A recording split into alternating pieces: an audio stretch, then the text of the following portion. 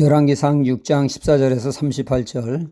전에 버스장에서 버스를 기다리고 있는데 마을에서 못 보던 분이 있어 어디서 사시느냐 물으며 이런저런 이야기를 나누게 되었습니다. 자신이 어릴 때 환갑 넘어 사시는 분이 극히 드물었던 시대였다고 합니다. 그러니까 60대 넘은 어른이 지나가면 저분이 글쎄 60이 넘어 사시는 분이라고 신기해하며 바라보았다는 것이죠. 그 당시 대부분 60대를 넘기지 못하고 50대면 이 세상을 떠났으니 말이죠. 하지만 오늘날의 시각으로는 이해할 수 없는 일입니다. 오늘날의 5, 60대는 할아버지, 할머니라 할 수가 없습니다. 죽음을 논하기에는 너무나 젊은 삶을 살고 있죠.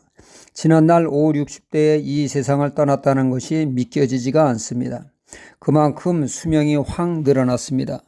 오래 사는 것이 귀하나 건강이 뒷받침되지 않으면 오래 사는 것이 별 의미가 없게 되죠. 대부분 100세 넘게 사시는 할머니들은 활동량이 현저히 떨어지지만 100세를 넘는 할아버지는 다르다고 합니다. 그분들의 특징은 매우 활동적이라는 것이죠. 100세가 넘었음에도 불구하고 자신의 직업을 놓치지 않고 일하시는 분들이 있다고 합니다. 어느 분은 100세 넘어도 여전히 부동산 중개업을 하시고 유리 가게를 운영하시는 분도 있습니다. 쉬지 않고 일을 하며 운동하는 것이 그분들의 장수의 특징이라고 합니다. 100세 넘는 홍순갑이라고 하는 할아버지는 주름살 하나 없는 동안을 가지고 있습니다. 그분의 동안 비결은 평생 비누를 쓰지 않고 세수할 때 얼굴에서 뽀드득 소리가 날 때까지 세수를 한다고 합니다. 나이가 들어도 동안이라고 하는 소리를 듣는 것은 기분 좋은 일입니다. 10년은 젊게 보인다고 하는 소리 들어도 싫지 않습니다. 우리는 외적인 아름다움을 위해 힘써야 하지만 더욱더 신경 써야 할 것은 내적인 아름다움입니다. 외적인 아름다움은 사람들에게 그다지 큰 영향을 끼치지 못하지만 내적인 아름다움은 사람들에게 신선한 자극을 주며 선한 영향을 끼치게 되어집니다.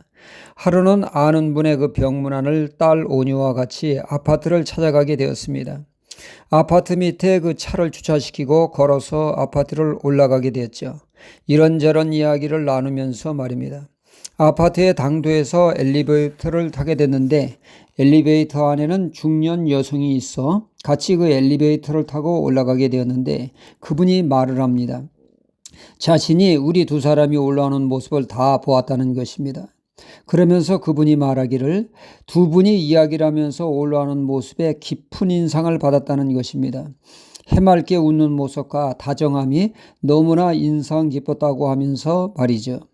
오늘 말씀은 성전 외부 공사를 마치고 이제 성전 내부 공사를 하고 있는 말씀입니다. 겉에 비해 내부는 금으로 덮여져 있죠. 그리고 벽에는 종려나무와 활짝 핀 꽃이 새겨져 있습니다. 아름다운 꽃과 사람들에게 기쁨과 즐거움을 주는 종려나무며 존귀한 금으로 입혀져 있던 것이죠. 그러니까 성전 내부는 아름답기 그지없었던 것이죠.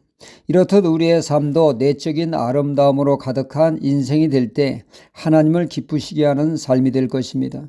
내적인 아름다움은 어디에 있습니까? 정금 같은 믿음이 있을 때 내적인 아름다움을 발산하게 되죠.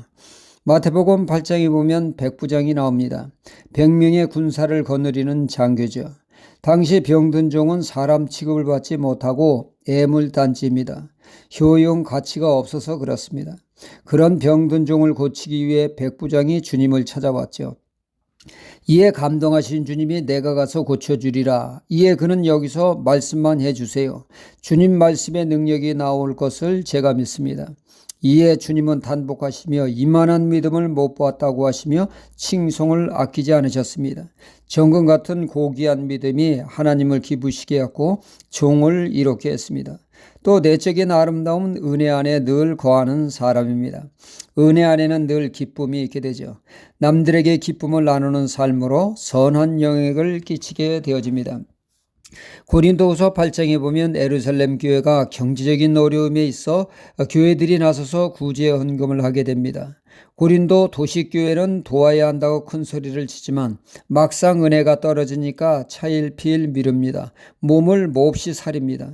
하지만 마게도냐 교회 성도들은 남을 도울 여력이 없는 극도의 궁핍한 삶을 살았지만 자기 코가 석자지만 그들은 적극적으로 구제에 앞장을 섭니다. 그들이 그렇게 할 수 있었던 것은 그들의 심령에 은혜가 충만했다는 사실이죠. 그 심령에 넘치는 기쁨이 그런 삶을 가능하게 한 것입니다. 이로 인해 사도 바울과 예루살렘 교회를 감동시킨 것이죠. 선한 영향을 끼친 것입니다. 우리 또한 우리의 심령에 금과 같은 믿음으로 가득한 내적인 아름다움이 있고 심령의 은혜가 충만함으로 종려나무와 같이 활짝 핀 꽃과 같이 남들에게 기쁨을 나누어 줄 수 있는 신앙이 되도록 힘써야겠습니다. 내적인 아름다움을 추구하는 그리스도인이 되어야겠습니다. 할렐루야.